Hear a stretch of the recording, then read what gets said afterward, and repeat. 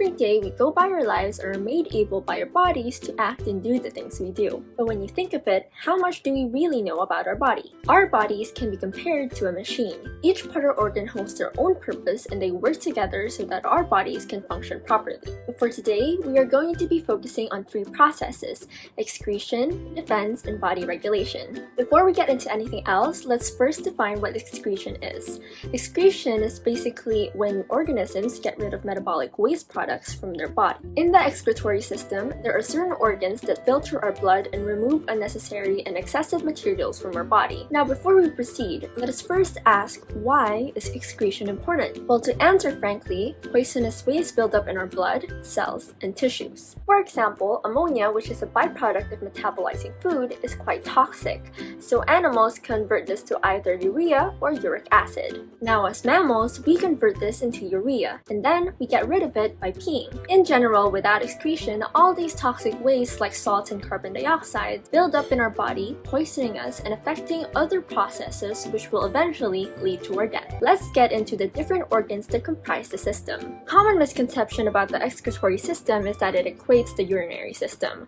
Well, that isn't completely wrong because the kidneys still perform the majority of the excretion process. However, there are other organs that are part of the excretion process as well. Let's briefly touch upon them. First are the lungs. They are mostly responsible for getting rid of gaseous waste, which is mainly carbon dioxide. Aside from this, it also gets rid of other waste gases like water vapor. Second is our skin. It plays a part in excretion through the production of sweat by sweat glands in the dermis. Third is the liver. The liver breaks down substances and toxins in the blood. It is also the one that transforms ammonia into urea. Fourth is the large intestine. It eliminates solid waste that stay after we digest food. It also extracts water from indigestible matter and food waste and collects waste from throughout the body in general. And lastly, we have the kidneys, the major organ for excretion. The main function of the urinary system is that it excretes waste and excess water. It filters blood, regulates blood volume and pressure, and it also helps maintain homeostasis of bodily fluid. In this system, it contains two kidneys, two ureters, the urinary bladder, and the urethra. There are also the renal artery, which supplies the kidneys with blood, and the renal vein, which drains the blood in the kidneys. Let's briefly discuss these organs and their functions. Let's start with the kidneys.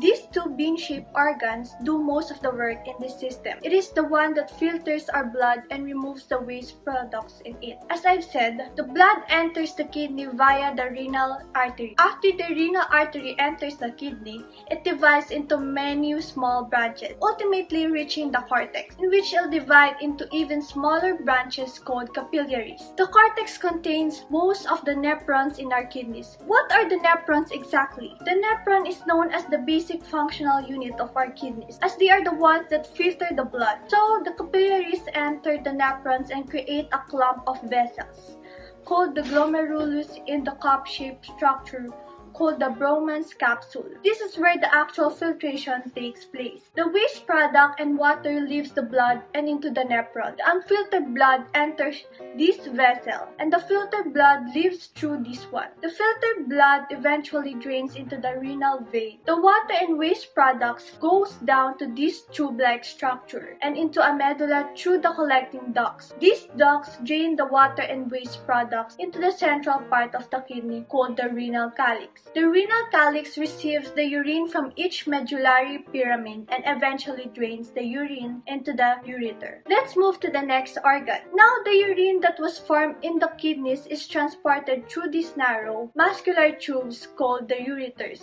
The walls of the ureter have smooth muscle that helps with transporting the urine. Next, we have the urinary bladder. This is a hollow organ located in the pelvis. It has muscular walls and a distensible structure. By this, we mean that it can expand or stretch. This is also where the urine is stored and the one that provides the force so we can expel urine. And lastly, we have the urethra. So this is basically a hollow tube that expels the urine out of our body. And that's pretty much it for the urinary system. Let's dive into the processes processes that allow body regulation. Our body needs control of various processes, organs, and cells so that it can function properly with stability. There are two main systems that give us instructions. These two systems are endocrine system and the nervous system. To start off, we will first dive into the endocrine system. The main function of endocrine system, which is give instructions or demands so that our different bodily functions are controlled and regulated. It is comprised of various glands placed in different parts of our body that produce and secrete hormones that our body uses for a range of different bodily functions. Hormones can be regarded as our body's chemical messengers. They travel in our bloodstream to specific tissues or organs to instruct or help them perform their functions.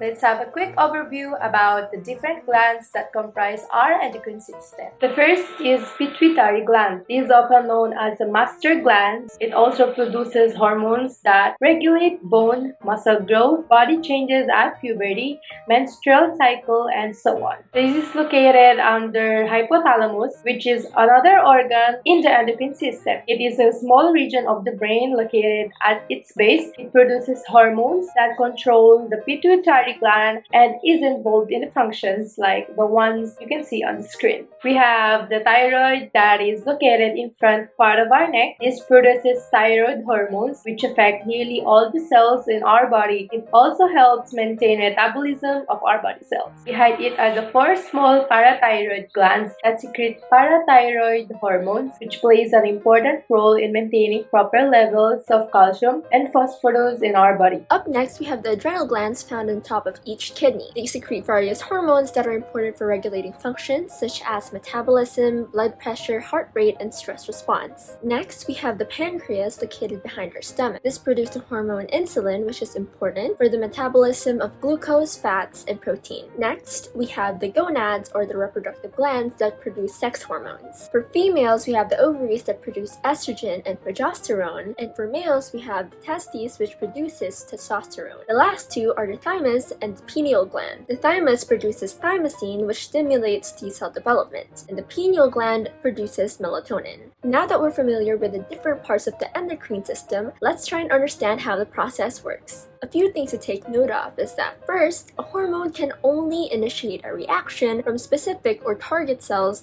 that have receptors for it. And second, some hormones affect only specific parts of the body, but there are some, like the thyroid, that affect nearly all body cells. Before we go any further, it is important to remember that we have two main types of hormones that have different mechanisms of hormone action. First are the amino acid hormones. These hormones can't freely cross the membrane of a target cell, so they first bind a cell surface receptor. Then, it activates an enzyme which produces a second messenger. The second messenger then signals a cascade of events that eventually change the enzymatic activity to cause the target cell response. The second type are steroid hormones, which are lipids made from cholesterol. Because they are lipophilic, they can freely move through the membrane into the cell. They can either bind to a receptor or into the nucleus where the hormone complex causes a change in gene activity. This increases transcription and mRNA production, which leads to an increase in protein production within the cell. Now, let's dive into the nervous system. The nervous system is a collection of nerves and neurons that transmits signals between different parts of our body. It allows the body to immediately respond to environmental changes by gathering and transmitting information to muscles, glands, and organs. There are different parts of the nervous system. Let's briefly touch upon them. First is the central nervous system, which comprises of the brain and spinal cord. Let's start with our brain. The brain is our site of consciousness. It produces thoughts, feelings, and memories, and also monitors our unconscious and conscious actions. It is a complex organ made up of billions of interconnected nerve cells. As you can see, our brain has several different parts, but we will only be focusing on its three main parts: the cerebrum and the cerebellum and the brainstem. They all have different functions. The cerebellum is the one responsible for the coordination of movement, balance, and posture. The brain stem regulates heartbeat, breathing, blood pressure, and more. And lastly, the cerebrum is responsible for interrogation, memory, learning, speech, and emotions. And in the cerebrum, certain lobes have functions that are unique to them. Let's quickly run through. First is the frontal lobe, or the motor area. It is involved in movement and planning and coordinating behavior. Second is the parietal lobe. This includes sensory processing, attention, and language. Third is the temporal lobe. Involves auditory perception, speech, and complex visual perception. And lastly, the occipital or visual center. This holds a role in processing visual info. Let's move on to the spinal cord. The spinal cord is a long, thin, and tubular structure made up of nervous tissues. It also has 3 layers of tissues called meninges. These help protect the brain in the spinal cord. Its primary function is to act as the pathway for the messages sent by our brain to the body and from the body to the brain. Let's move on to the peripheral nervous system. This system refers to the parts of the nervous system outside of the brain and spinal cords. Its primary function is to connect the CNS to our organs, limbs, and skin. Let's quickly discuss the parts. First are cranial nerves. These are pairs of nerves attached to the undersurface of the brain, which connect our brain to the different parts of our head, neck, and trunk. There are 12 different cranial nerves with unique functions. The next part are the spinal nerves. This consists of 31 pairs of nerves connected to the spinal cord. You will see on the screen the different categories for these pairs of nerves, such as cervical and lumbar, and each of these pairs connect the spinal cord with a specific region of the body. Under the PNS, there are automatic and somatic nervous system. Let's briefly go over them. The somatic or voluntary nervous system is made up of the nerves that connect and relay info to the skin, sensory organs, and all the skeletal muscle. The autonomic or involuntary nervous system relays info and supplies the internal organs. It regulates our body's involuntary response. There are 2 divisions of sympathetic nervous system which is utilized in many times of stress. This is where the fight or flight responses comes in. And the parasympathetic nervous system which is utilized when the body is at rest with normal function. We must be familiar with its basic functional cell, the neuron. The neurons are the nerve cells. They are the ones that receive and or transmit electrical and chemical messages. There are 3 types of neurons: the sensory, which bring messages to the CNS, the motor, which carry messages from the CNS, and interneurons, which enable the communication between sensory and motor neurons. Let's quickly discuss how neurons function. There are several parts of the neuron, but the 3 most important ones are the dendrites and the cell body, the axon, and the nerve terminal. When the dendrites of the neuron receive information, they start the chemical reaction that generates an electric impulse. The impulse travels from the dendrite to the cell body to the axon until it reaches the nerve terminals. This process happens from the neuron to neuron and so on. Now I'm sure that we're all somewhat familiar with the immune system and the fact that it is responsible for defending organisms from pathogens. Without an immune system, our body would be open to attack from these pathogens. There are 2 major lines of defense. First up is innate immunity. As per the term innate, this means that we were naturally born with this immunity. It refers to non-specific defense mechanisms that take effect immediately or at least within hours once a pathogen attacks. It is essentially made up of different barriers that aim to keep viruses, bacteria, and other foreign particles out of our body. Under innate immunity, there are another 2 lines of defense. The first line consists of physical and chemical barriers such as the skin, tears, the mucous membrane, and so on. Let's start with the skin. According to research, our skin pH levels range at about 4.5 to 5.5. This means that our skin is acidic. This allows the skin to not only prevent bacterial growth, but to kill pathogenic microorganisms. Now, when minor abrasions occur, this may cause pathogens to enter our body. This is where the secondary line of defense comes in. When the pathogens enter the lining of the organisms, a chemical defense mechanism called phagocytosis takes place. It is important to note down that some pathogens are resistant to phagocytes.